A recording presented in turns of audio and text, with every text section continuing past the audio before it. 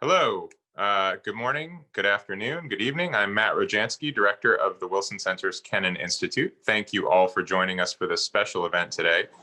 In 2014, the Kennan Institute launched the Solzhenitsyn Initiative to translate major works by Nobel laureate Aleksandr Solzhenitsyn for the first time into English. The effort was made possible through a generous donation by Drew Guff, who was amazed to learn that Solzhenitsyn's memoir from his years living in the United States had never been translated into English. 4 years after the launch, the translation of Between Two Millstones, Book 1, Sketches of Exile 1974 to 1978, became available. That was October of 2018, thanks to the University of Notre Dame Press.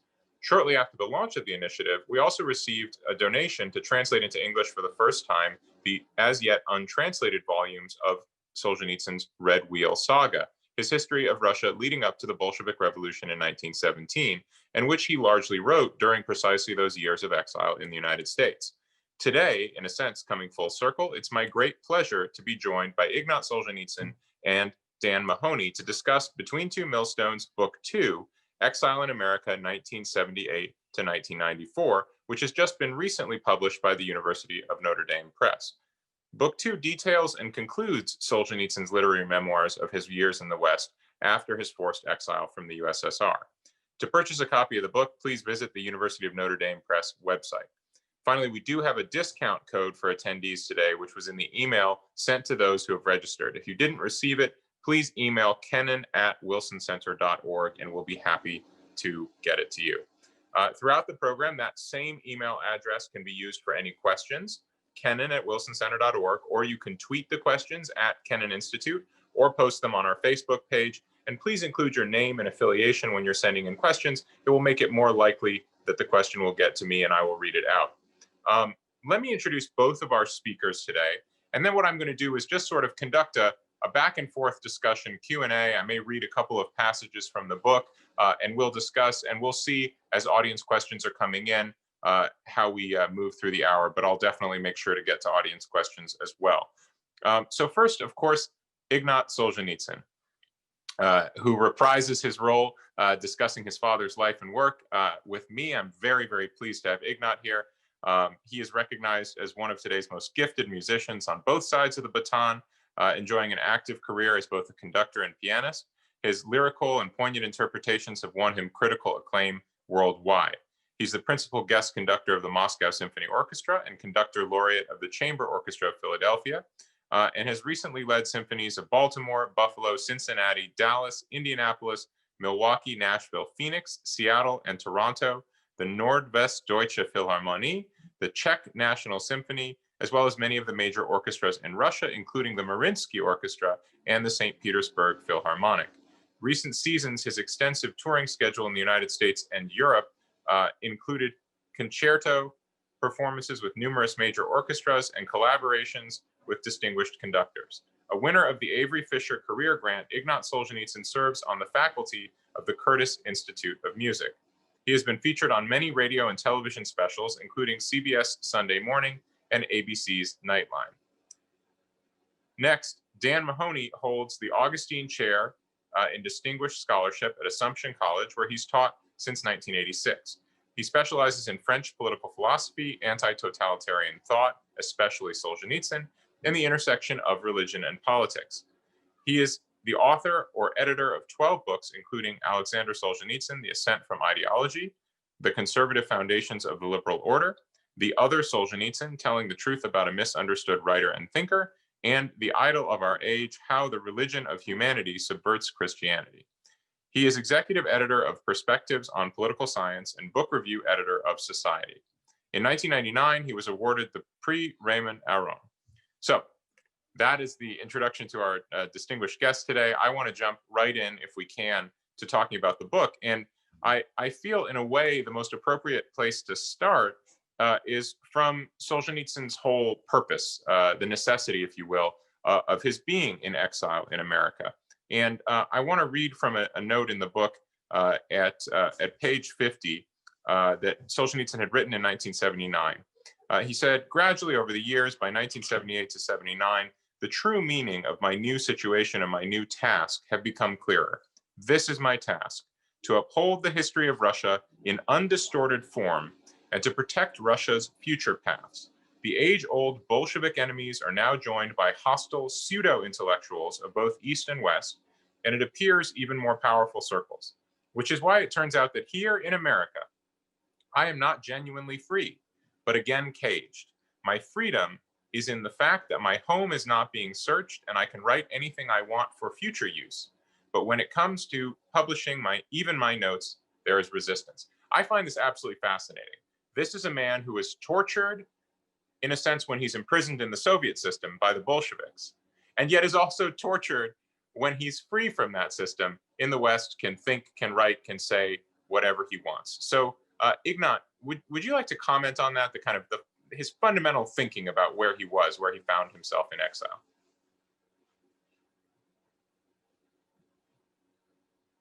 I think the question of exile itself is something not to be underestimated, not to be passed over lightly.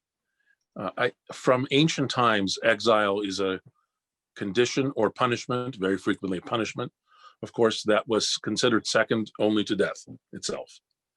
And so even in our modern age, perhaps a little bit less so now in the age of the global village, and to which I assume we will return at some point after COVID. But certainly still in the times of the 70s and 80s, when the Iron Curtain was very real, and for Solzhenitsyn specifically, when his banishment from the Soviet Union should have been forever, and he should have had no expectation to return, although he divined intuitively that it might happen, and it did, of course, eventually happen. So first of all, the notion that exile is very difficult if it's not voluntary. It's very difficult for people to endure, and I think Solzhenitsyn was no exception. Strong as he was, the condition of exile was complicated. Secondly, he was certainly surprised by the virulence and the dishonorable nature of some of the criticism that he faced in the Western media. He, of course, knew and assumed and welcomed that he was joining, if you will, a free society, but he expected, therefore, that he would be able to speak his mind as freely as he wished.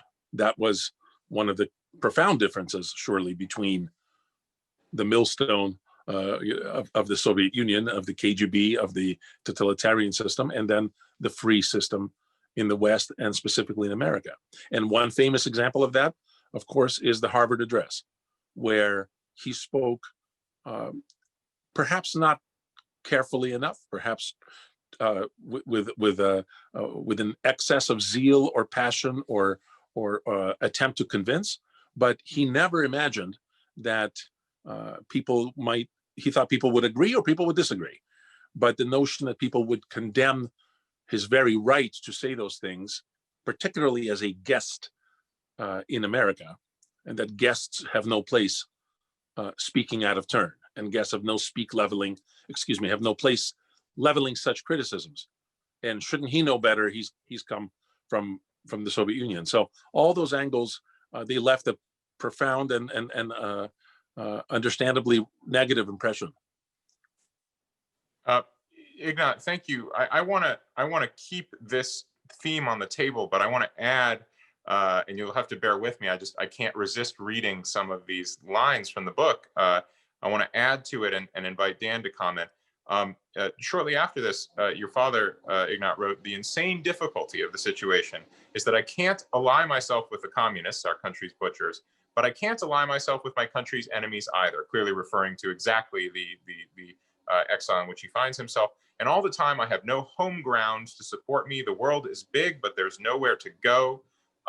This sense that it's not just that he's in exile, but he's sort of in opposition to everyone, including to the people around him who are giving him succor and offering him, support. In some cases, the most generous offers you could imagine. Take citizenship, take money, etc. I want to bring Dan into the conversation also. Do you want to comment on that, Dan? Yeah, I do think that's a very capital passage. There's a context here, though, and the context is In the 5 years or so, 6 years since Solzhenitsyn's forced exile to the West on February 1374, he had come to the conclusion that many of his natural allies in the West did not consider Russia to be the first and principal victim of Bolshevism or communist totalitarianism, that together with many prominent Russian emigres from the third wave of emigration, they saw the source of the Soviet tragedy or the source of communist totalitarianism in, in Russian messianism and the Russian national tradition and in Tsarism, but anything but a Marxist Leninism that posed a grave threat to humanity as such. And Solzhenitsyn speaks about that when he gave his famous addresses to the AFL-CIO in the summer at the invitation of George Meany in the summer of '75. He was really, calling for a broad alliance of the dissident communities in the East, of the subjugated Russian people, of the citizens and statesmen in the Western democracies. And I think in ensuing 5 year period, Solzhenitsyn came to the conclusion that many in the West, and by the way, he had natural allies whom he greatly appreciated, but he came to the conclusion that many of them systematically conflated and confused historic Russia with what he called the Soviet dragon. And he wrote I think a very important article in, I think, in 1980 for Foreign Affairs on misconceptions about Russia imperil America. And of course, this to add to all this were these really grotesque and systematic distortions of his thought. Solzhenitsyn called for self-limitation, the end of empire. Yanis Sapiets interviewed him in 1979 for the BBC Russian service and asked him, "How do you perceive Russia's future? 1,000 years of recuperation." And yet Solzhenitsyn was presented, and Solzhenitsyn was writing about the importance of building democracy from the ground up and all of that. You have some beautiful passages in both volumes to that effect. And yet, he was presented in, even by Slavists, Richard Pipes, said he was channeling the spirit of Pobedonostov, and or people would compare him to Nicholas I, orthodoxy, autocracy, nationalism, when he said in the letter to the Soviet leaders, he asked no special privileges for Christianity, but he thought Christianity was essential to the healing of the Russian nation and soul. So there was a sense. I mean, look. At the very end of the book, Solzhenitsyn goes to Western Europe. He has his triumphal visits with old friends, a major and productive and thoughtful several-hour interview on French TV, a meeting with the Pope, his great address on the bicentennial of the French Revolution, the Vendée, a great philosophical speech at the International Academy of Philosophy. In the States, he's persuaded to go on 60 Minutes, and the first thing that Mike Wallace, the famed journalist, says to him are you a freak, a monarchist, and an anti-Semite? So that was the setting. You had a very different reaction to Solzhenitsyn in France and in many other European countries, and he felt like his work got an honest hearing and not this tendency. It's like Russianists love, you're either a Westernizer or a Slavophile. But, Solzhenitsyn gave this interview when he went to Japan. He was at the Tokyo airport, and he said, "I've never even seen a book by a Slavophile. I've never touched one. I've never read one, but there was this pigeonholing. And that wasn't necessarily of evil intent. It's what people do because they're lazy. But there was true malevolence. There was systematic distortions of his thought by people in both East and West, and I think it changed Solzhenitsyn's view, where he saw natural allies against communism. He came to see people who may quite rightly see the evils of communism, but who are not well disposed even to a moderate free, self-limiting Russia, and that led to a change of orientation, I think. Uh, I want to stay for just a minute or two more on this topic of his milieu in the West, but in particular in the United States.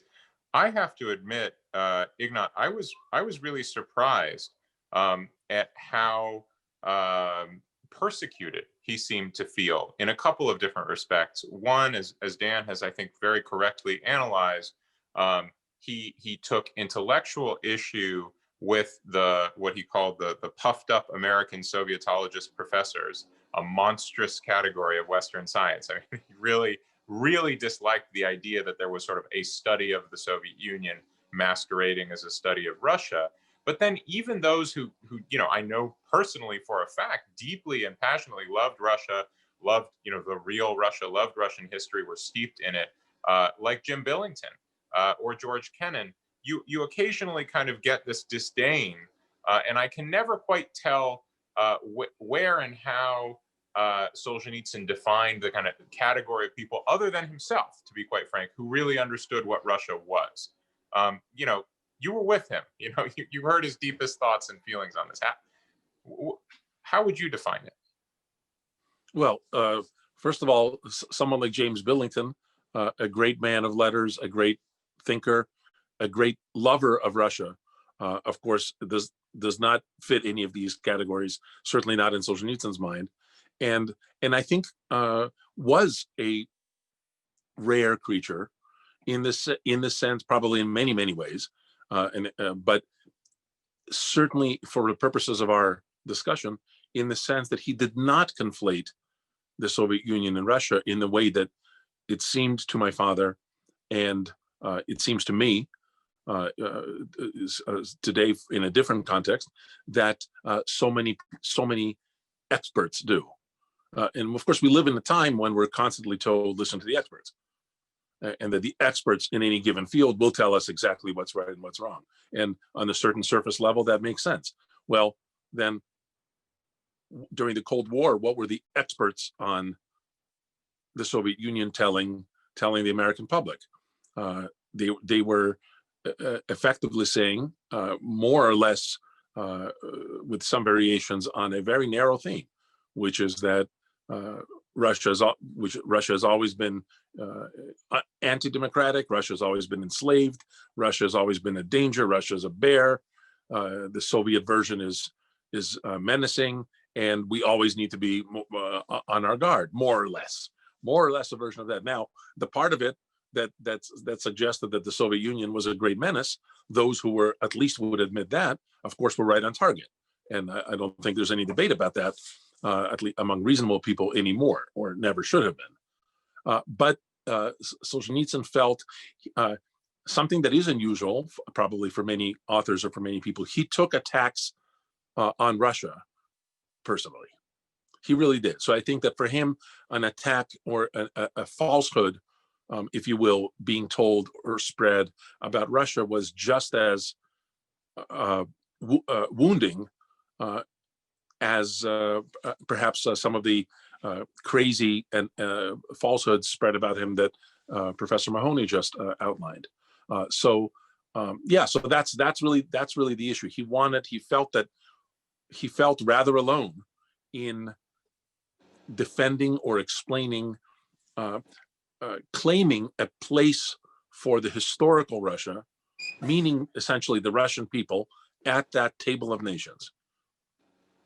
It sounds like, in a sense, Solzhenitsyn was more assertive or more insistent about policing boundaries, intellectual boundaries in thinking, Russia versus the Soviet leadership of Russia, or within Russia, the people of Russia and those who are governing it, than, or he thought that he was more rigorous about that than others were.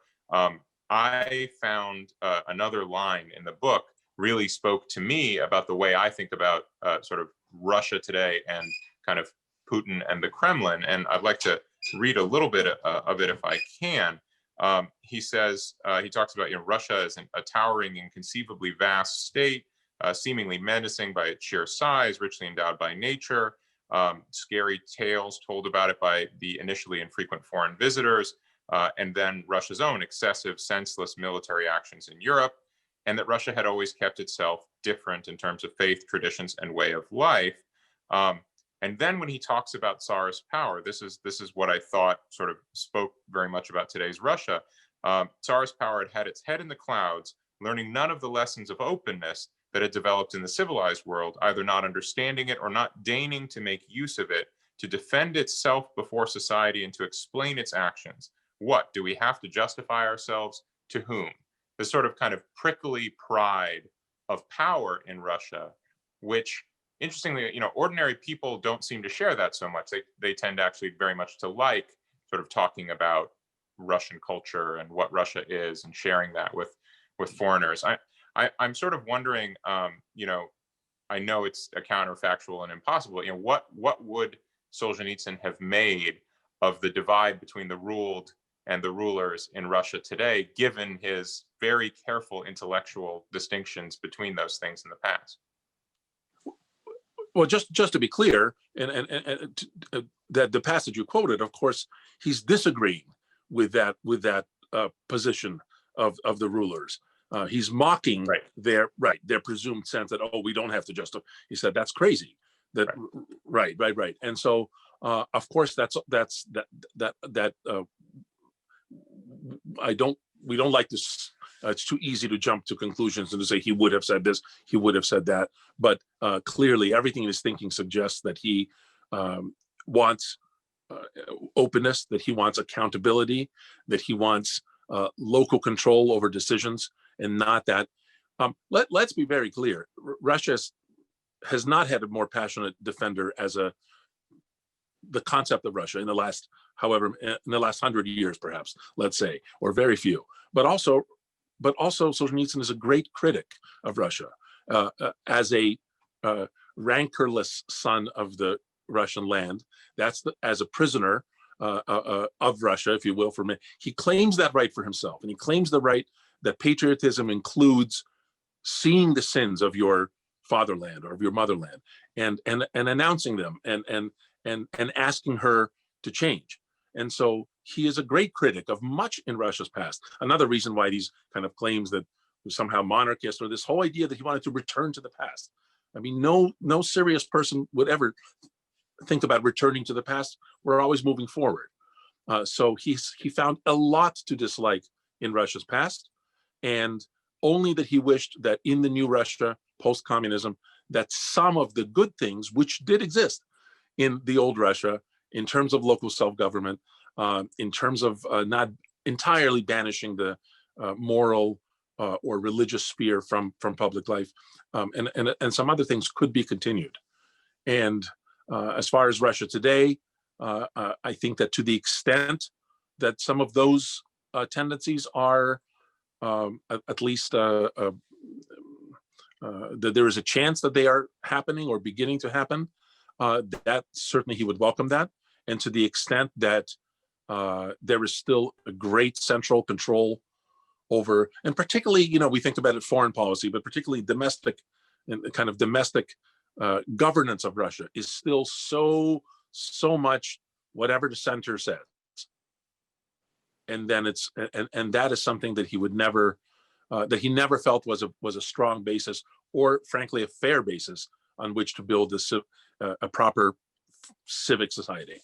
I think you're absolutely right, Ignat, and it's striking to me that he anticipates, rather than assuming that a future post-Bolshevik leadership of Russia is going to necessarily either follow kind of his ideas about what the true Russia is, or go astray via some other ideology, right? He is very specific about his concern, which is that, and again, I'll quote here, they're just waiting to pounce on a country that's been liberated for them and to run it, using newspapers, their ideas, using a parliament whose members do not represent their own regions, using capital, of course. I mean, he is describing a kind of non-ideological corporatist bureaucratic state, which, one might argue that's to the extent that there's a problem in Russian government, that's kind of it. And he nailed it, over 30 years ago. This is kind of amazing to me.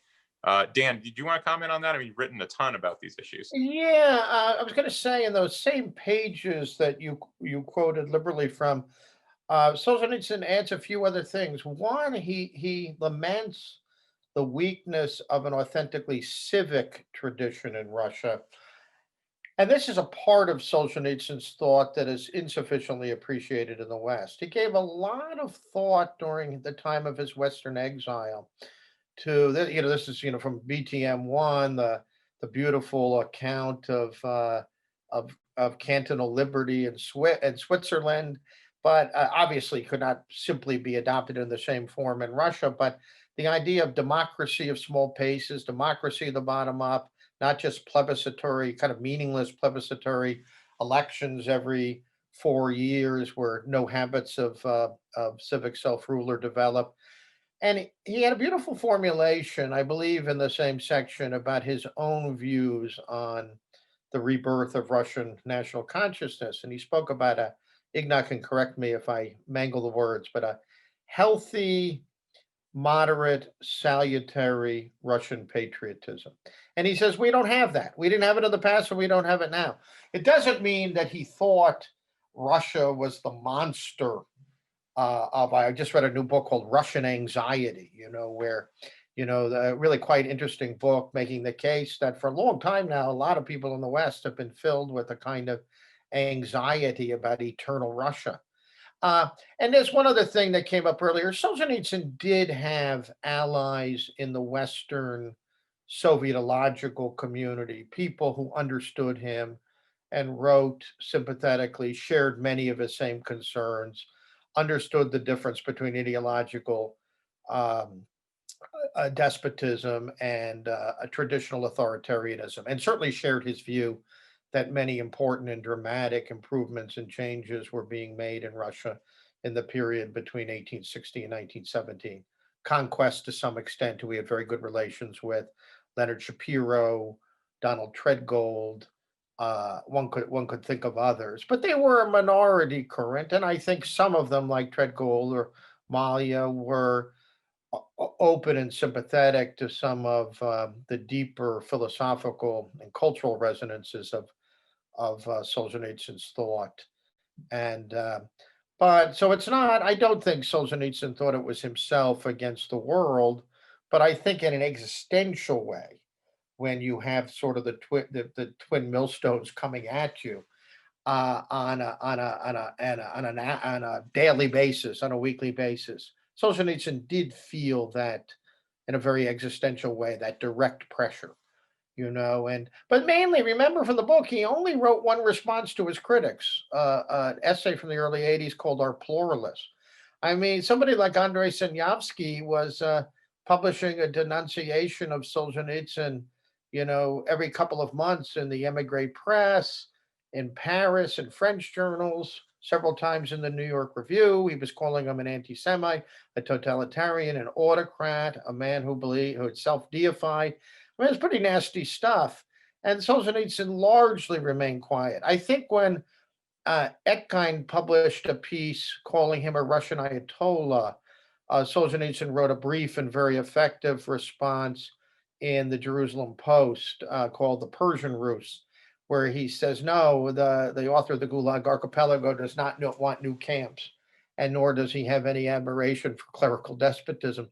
But I mean, Solzhenitsyn was getting this. I think it's really important for people, listeners, and potential readers of this book to realize that this was a constant onslaught of. I'm going to put it very. These weren't disputed questions. These were mendacities. These were absolute false attributions. Claims were made about what Solzhenitsyn thought that were not true. In an interview in 1989 with David Aikman in Time Magazine, that's when Time Magazine used to have serious stuff in it. Solzhenitsyn said they never give any quotes. He says I supposedly said this or endorsed this. So yes, there was frustration, but I don't think Solzhenitsyn was fully aware that he had allies and he had sympathetic readers. And for example, when he went to London in 1983 to give and receive the Templeton Prize address.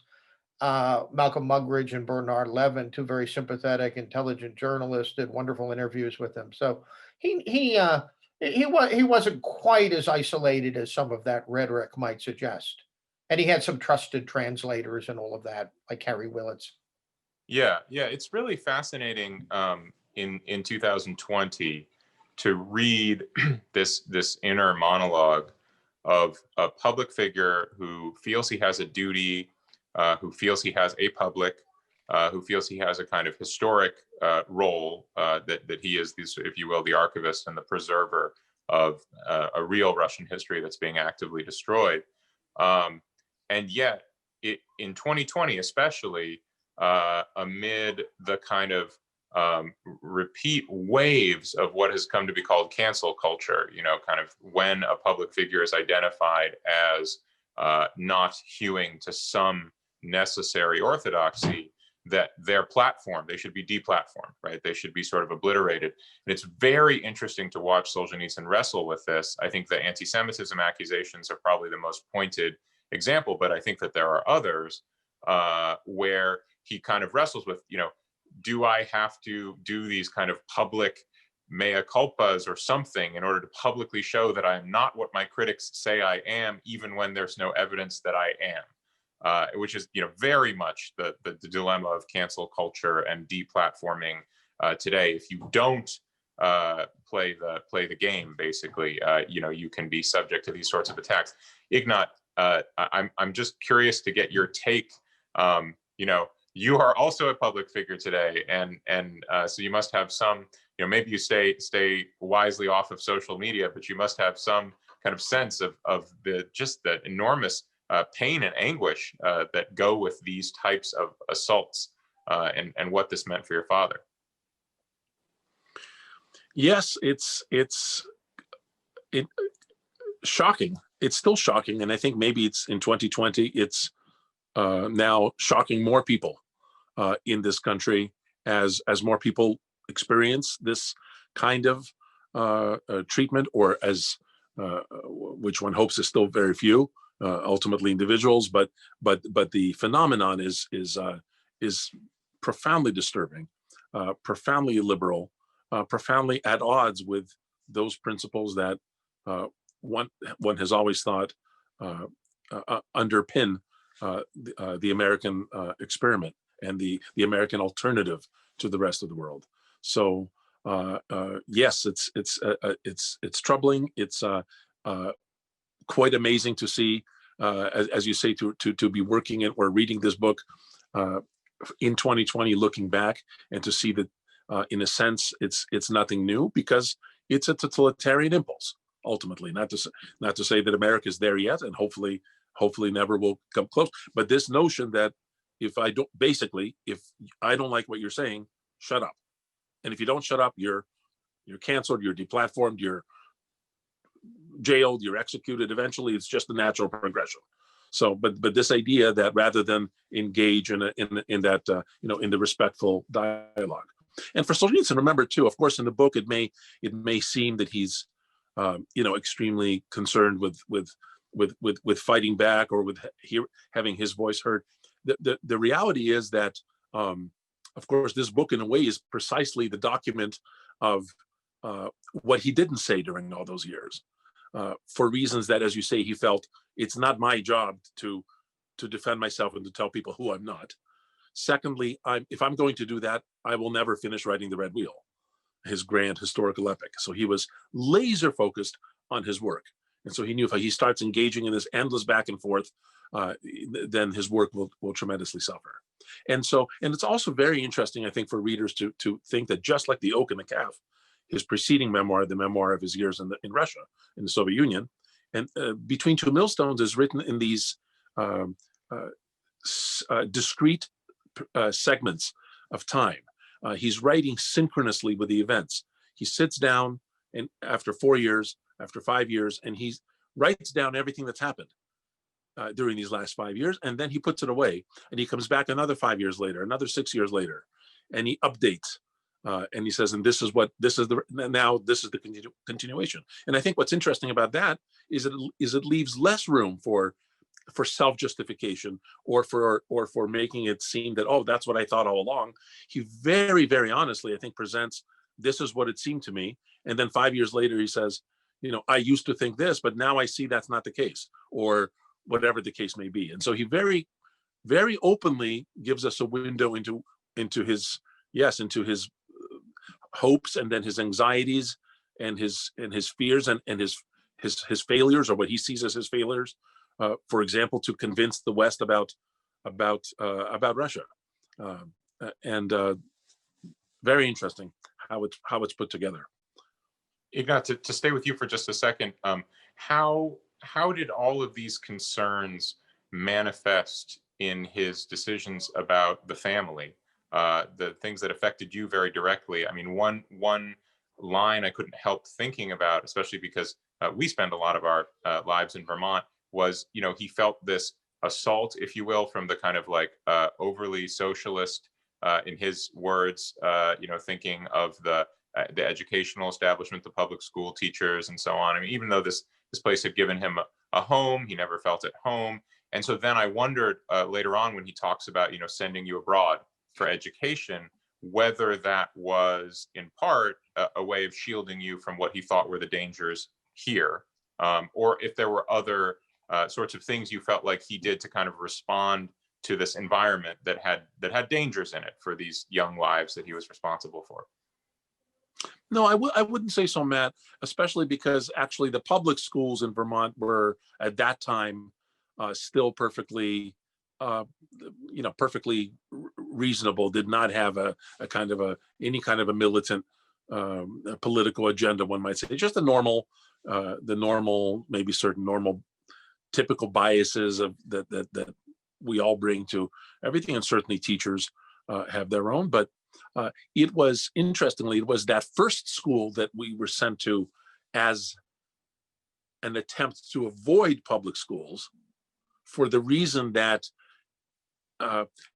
inner city Russian friends of my parents in New York, in Boston, in Chicago said, no, you can't send your kids to the public schools in America. There, these public schools, this is the middle of the 70s. I'm not sure things are better now, but maybe in some ways they are. You can't send your kids to public school. So I said, okay, well, what now? Of course, in Vermont, the situation was completely different. But with that warning in mind, they sent us to this kind of alternative, half school, half farm, kind of a typical thing for the time. But we very quickly, we would come home at a young age, but we knew enough to say, these guys are nuts. Because sent you to a commune by accident. Yeah, exactly. And they were very much, if not Stalinist, then certainly Leninist, and not, of course, in the sense of killing people, but in their foolish notion that communism is to be fervently desired. So, and then the public schools, and then as far as going abroad, that was both for my brother and for me, essentially coincidental. And for my brother, he was a year early to go to college, and so it was a chance to kind of, instead of that gap year, to have 2 years of really rigorous education at a great English public school, as they say, which is actually a private school, Eton. And in my case was to go to study with my dream teacher of piano in London. And so my parents were nothing but supportive and ready to let us go forth and receive that education if we felt strongly, which we both did at that time. So I would say that was a positive measure rather than a preventive. Before we started the stream, we were talking a little bit. I think you weren't quite on, Ignat. Dan and I were talking about, sort of in what century Solzhenitsyn might have felt the most comfortable, and it did strike me that among many other commonalities, sending one's children abroad, and specifically to Europe for education, is very kind of 19th century Russian intelligentsia experience. And I don't know, so somehow that resonated with me. We have about 20 minutes remaining. I want to make sure that we cover, the perestroika era, which is included in the memoir. And so I want to go to a line he wrote. Again, I think, very piercingly accurate in its perception, and quite pessimistic about Gorbachev and his reforms, although there's positive language as well. He talks about how basically the old nomenclatura remain in their positions, even allowing them to use the nation's wealth to line their pockets, a constant series of paltry, self-seeking, cautious steps to benefit the party, and how Gorbachev is everyone's darling. And so it hardly seemed urgent to seek the paths of fruitful reform. So Dan, he's very pessimistic about reform while the Bolsheviks are still in power under Gorbachev. Did he feel that the project of reform in Russia was, in a sense, impossible? That it was doomed? I mean, what would he have made of kind of the Russia that is and changing it into the Russia that should be or that once was? Well, Solzhenitsyn was very prescient and astute on all these matters, going back to the maligned letter to the Soviet leaders. There he had, by the way, he was not laying out his ideal of what a free Russia ought to look like, far from it. But he was, as he put it in another essay, how does one come down from the icy slope of totalitarianism? And so he made specific recommendations. And the first was there had to be an emphatic repudiation of the ideological basis of the Soviet state for reasons he brilliantly explained, that whether it was in the agricultural sector, or the persecution of the most decent citizens, the religious minded, and all that, the absence of authentic glass-nosed freedom of discussion, not just of ideas, but of issues, like the structural problems with the economy.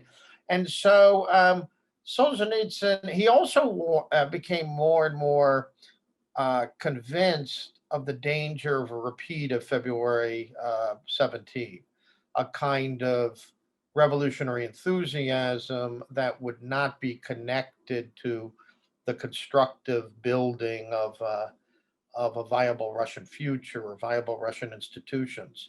So, yes, and I think he knew that Gorbachev was not willing to genuinely repudiate the Leninist foundations of the Soviet state.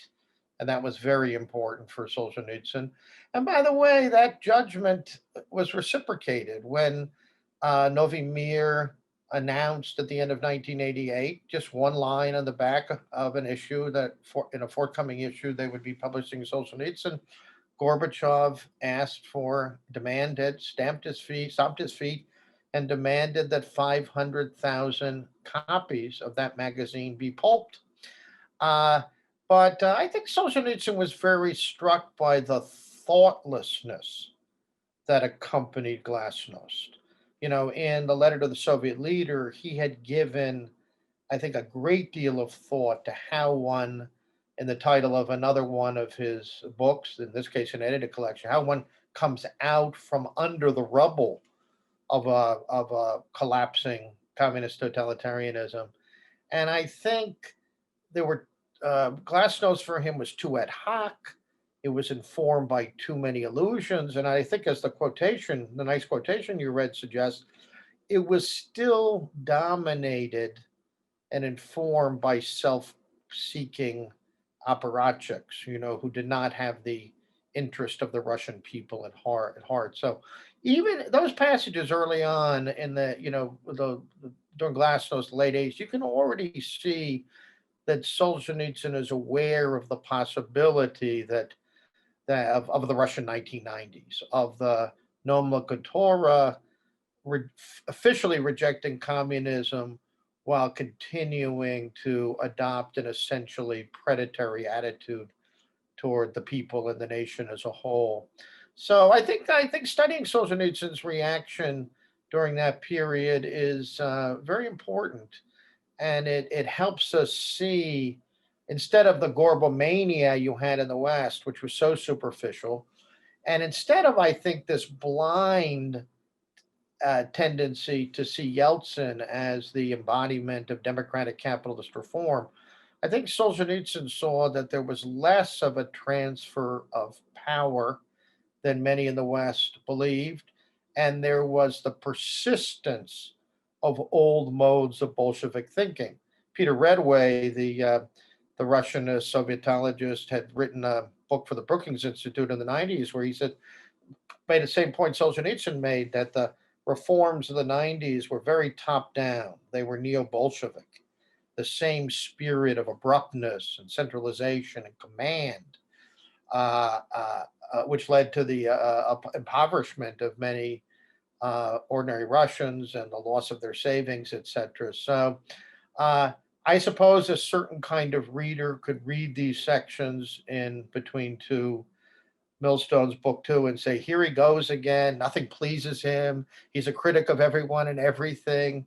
But I'm struck by how much thought and indeed prescience underlie those analyses in the final sections of the book. Yeah, thanks, Dan. I tend to think he gets it exactly right at a time when you're correct. Few others did. Peter Redaway, by the way, was a former director of the Kennan Institute. So I did not know that, but I'm happy to praise his book from that period. Matt, may I jump in with just a? Yes, Ignat, before you do though, I do want to go to you on this. Just quickly, since apparently the beginning of the webcast was interrupted due to an outage. So for those who missed that, we have a discount code for buying the book. Just email kennan@wilsoncenter.org and we can send that to you. And also, if you have questions, please email them to kennan@wilson.org anytime in the next 20 minutes or so, or tweet to @KennanInstitute. Yes, Ignat, please.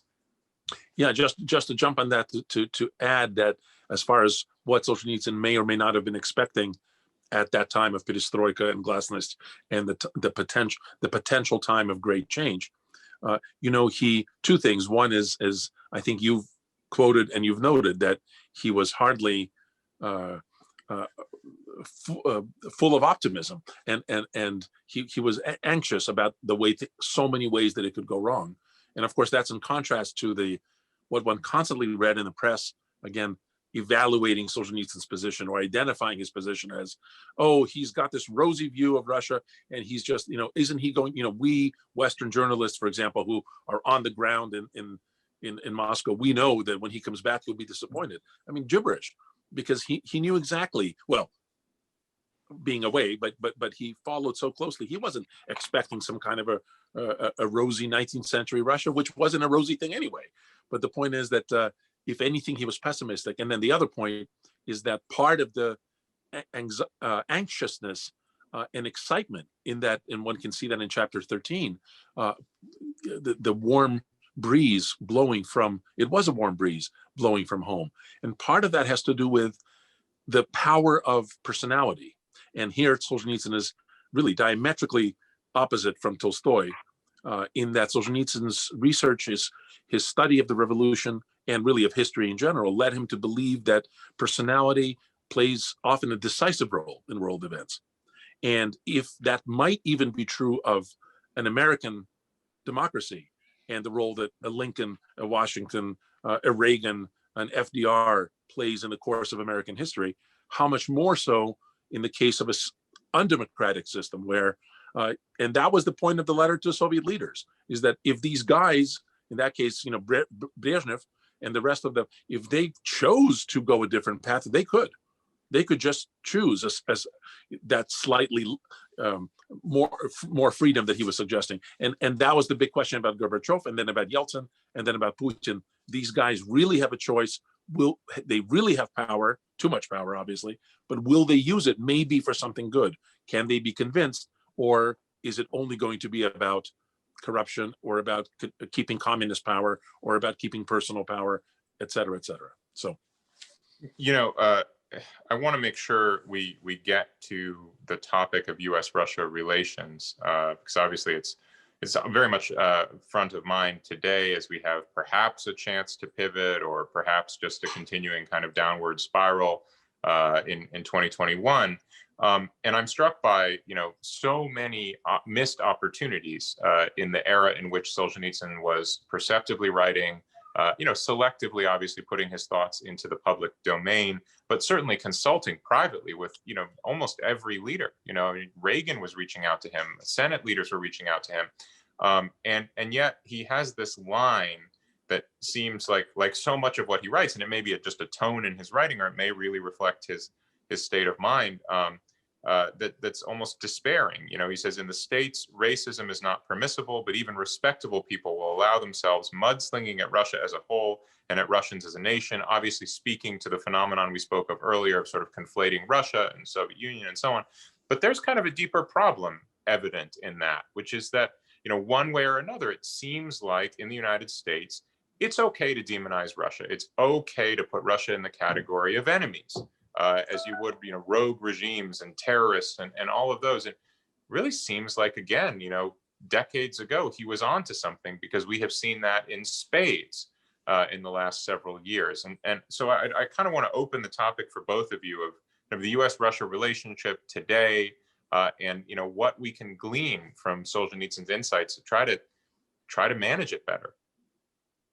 Dan, why don't we start with you, or either one? Yeah, no, I think that's really at the center of things we ought to be thinking about in terms of the relationships, the bilateral relationship between the United States and Russia, and the larger relationship between the West and Russia. I've noticed, for example, and I think this is something that did bother Solzhenitsyn and will continue to bother him, even in a discussion, for example, of the nature and level of totalitarian repression in the Soviet Union. We have, you know, let's say collectivization and famine. Collectivization was a phenomena that occurred in the Volga region, in the North Caucasus, in the Kuban, and very significantly in the Ukraine. But in academic and journalistic and political discussions of those events, there's very little discussion of collectivization. There's very little discussion of the earlier deaths and famines, politically induced, that accompanied war communism. And in most locutions and formulations, it's simply the Ukrainian famine. And in some versions, it's an event done by Russians to Ukrainians. And Solzhenitsyn rather violently reacted to that, not because he was denying these terrible crimes that he had written so well about in the Gulag Archipelago and elsewhere, but there's a tendency to no longer perceive Russians as among the principal victims of the Soviet regime. And I think that's a real problem. And I see that every day in articles in the popular press and even in scholarly articles and that kind of thing. So, and this is what there's a small recurring note in both volumes of Between Two Millstones. Solzhenitsyn had an allergy. He was really upset by what he discovered about the Captive Nations Resolution of 1959. And you might say, well, who pays attention? We still celebrate the Captive Nations. But if you read the Captive Nations Resolution, it is appalling. It was really written by a group of Ukrainian nationalists, and all of the countries who were oppressed by communism are victims of Russian imperialism, including Tibet, including made-up countries like Kazakhia, you know, and this kind of thing. But again, what's missing is any sense that Bolshevism entailed a frontal assault on all the pillars of historic Russia: the independent intellectual class, the church, the peasantry, among others. And so I think for Solzhenitsyn, the tendency to see Russia as aggressor, to see Russia as the agent of not only imperialism, but totalitarian repression of the first order, and to completely ignore the suffering of the Russian people over 7 or 8 decades. I think he certainly believed those kinds of misjudgments or misapprehensions had a lot to do with our tendency to see eternal Russia as nothing Russia could do or be could really moderate her status as historic enemy. So I think, I mean, that's a big historical picture, but I think those kinds of considerations really did undergird Solzhenitsyn's fear that that too many elements in the West were committed to perceiving. I mean, he had a complete allergy for people like Robert Tucker, who, when they saw Stalin, only saw Ivan the Terrible, and were very quiet about, the links between Stalinism and Marxist-Leninism, which of course has owes something to Western philosophy and ideology too. It's not specifically Russian. So. Yes, and on the other hand, we should remember that in several interviews, Solzhenitsyn made very clear that he thought an improvement of relations between Russia and the West was very important. He thought we had not only did we belong to, in some sense, the same broad field of civilization, despite differences between the East and West, but he thought there were dangers. I think from China, perhaps from Islamic fanaticism. But he certainly, in his Forbes interview and elsewhere, alluded to the practical necessity. In his last interview in Der Spiegel in July 2007, the practical necessity of a real rapprochement between East and West. So, one of the legends I think about Solzhenitsyn is that, in some profound sense, he was anti-Western. He was not anti-Western. He saw himself as a critical friend of the West. Yeah. And Ignat, yeah.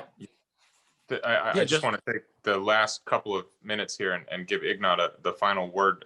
But let me just point out in two very specific kind of policy domains that have arguably in the last several years gone exactly in the wrong direction. I am guessing that Solzhenitsyn would have been aligned with kind of Russian dissenters today. He recently heard in testimony of the European Parliament the argument to sort of stop levying sanctions on the whole of the Russian population. This was Russian dissidents who were saying this, just target the figures in the regime. And of course, the Western position has been to basically sanction entire Russian sectors, the entire economy. And then two is also in study of Russia, in investment in knowing and understanding Russia, because that's exactly how not knowing Russia, not knowing Russian history is exactly how you elide figures as different as Stalin and Ivan the Terrible, or other mistakes in not distinguishing those intellectual domains that Solzhenitsyn did. Ignat, final word is yours on this, or anything else you'd like to comment on. During my childhood, as a Russian growing up in the West, as a Russian growing up in America, as a Russian American, however you want to put it, it was clear to me and to my brothers and to, I think, most people, certainly coming from Russia, but probably to anybody who thought about it, and to ordinary Americans, that once and when the Soviet regime and communism in general would collapse or would be defeated, when that day would come, no matter when that day would come, then things would, the kind of a natural equilibrium and a natural friendship, if you will, would be almost automatically restored. And jumping to today, I do find that to be the case, that despite all the, you might say, unnecessary and overwrought drama of the last, 15, 20 years now, between Russia and America, I think most ordinary Americans that I speak to, that write me or that meet me or that come to my concerts or that I have interaction with, that are not experts in any particular way about this field, but they have that intuitive sense that, things have changed in Russia, maybe not enough and maybe not, but things have changed. It's not the Soviet dragon anymore. It's not the totalitarian system. So why can't we get along? That's the dominant sense I get from ordinary Americans, and certainly from ordinary Russians too. So what the big surprise for me, but not to my father evidently, is that the people who matter, if you will, the people who are in charge of those decisions, at least on this side in the US, the experts and the policymakers and those in government and think tanks and so forth, largely seem to cleave to that notion that, it doesn't really matter. I mean, I guess people don't say that out loud, maybe explicitly, but the underlying sense is, okay, something changed over there, but in any case, we still pursue our same strategic kind of goal. And so that is what I think is really a central, if not the central theme of the book, that prescience, that Solzhenitsyn already saw this is where we're headed, and that's bad news. And the final point, because it can't be stressed enough, yes, Solzhenitsyn is championing Russia. Yes, he's frustrated with the West and as you know, almost as he sees this developing, not giving Russia a chance, not giving Russia a fair shake, blaming Russia for all the world's ills. Yes, but at the same time, he is so harsh, you might say, on Russia's faults, Russia's self-inflicted wounds, and as Dan Mahoney has said, yes, Russians must be seen in any fair way as, yes, the kind of the first and largest, if only by numbers, victims of communism, but at the same time, as perpetrators. In other words, Solzhenitsyn, clearly studying the Red Wheel, studying the revolution, clearly believes we brought it upon ourselves. So there's no sense of Russia was somehow pure and sacred and all of that stuff, and someone else, some evil force from the outside. No, Russians did it. We did it to ourselves. And the primary blunt force and the heaviest responsibility lies on Russians. And Russians have to fix that problem. And Russians have to repent. And Russians, as he said many, many times, have to repent in front of all of these nations. No question. So that's the context in which he also asks for Russia to be viewed with at least with sympathy and with a search for, okay, how do we move forward in a way that's fair to everyone. Well, those are wonderful words to conclude on, and I think one of many excellent reasons to read the book. Email us, anybody who's listening. You can get a discount code of 40%. The book is Between Two Millstones, Book 2, Exile in America, 1978 to 1994 from Notre Dame Press. And it has been an honor and a pleasure to be joined by Ignat Solzhenitsyn and Dan Mahoney today. Thank you both so much, and thank you, everyone. Bye-bye. Thank you, Matthew.